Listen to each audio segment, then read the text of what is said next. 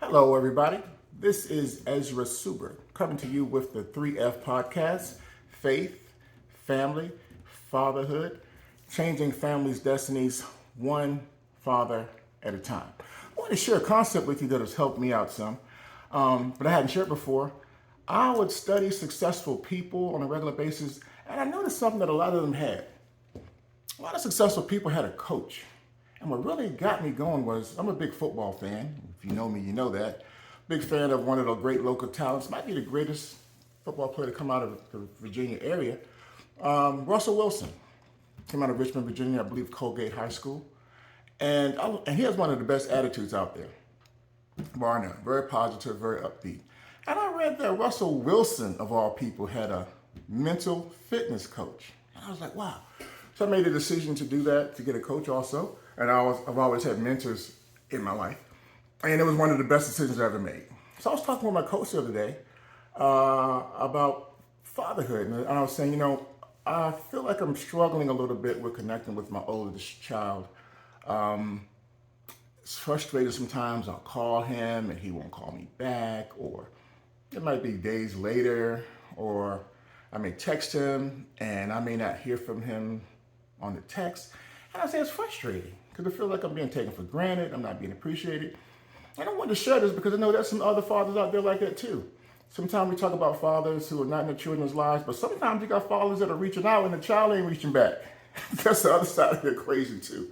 I know some good men like that. I know some good men that are suffering a little bit right now because they're trying to make the connection with the kids, but the kids don't want to connect. I talked to my coach about it, and I told him how frustrated I was, and I'll never forget what he said. He said, "You should be energized." I said, "What, bruh?" I said, "What? Energized? Did you just hear what I said? I'm kind of frustrated. Why should I be energized?"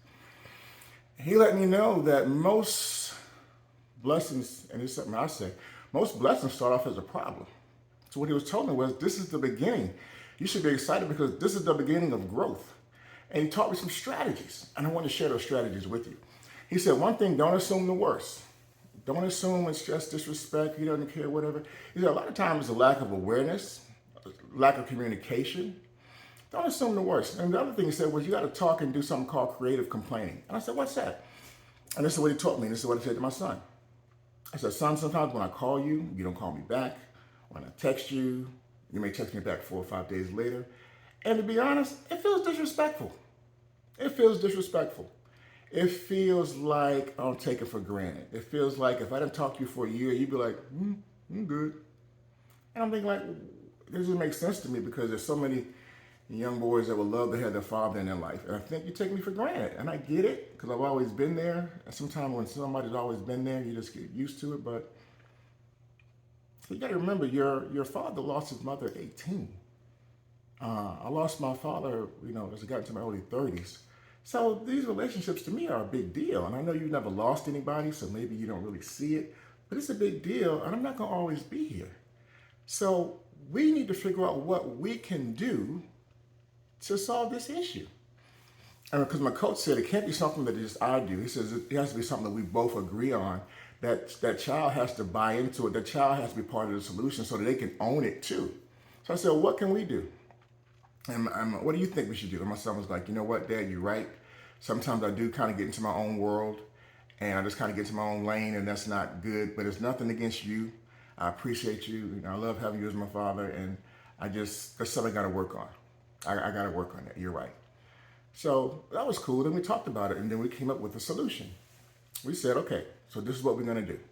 At least once a week at a designated time, we will talk. He lives hours away, so we'll talk on the phone. At least once a week at a designated time.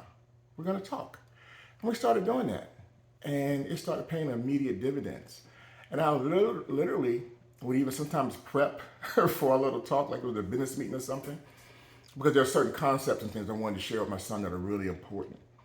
And we've been doing it for a while now, and what that led to was conversations all during the week.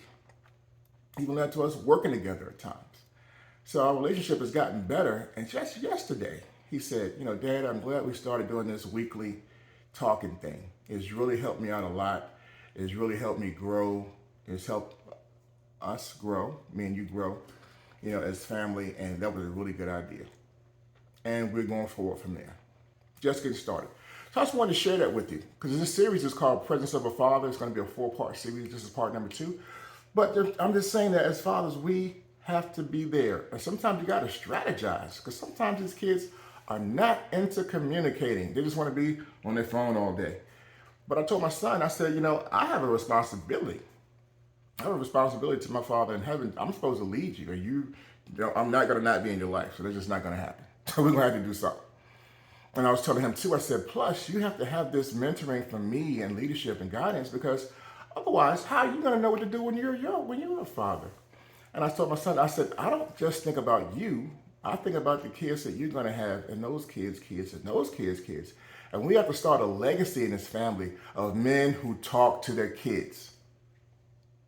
I'm going to start it, but you got to continue it. And you got to have a little bit of a vision down the road. So that has done wonders. I hope that information could benefit you in some way.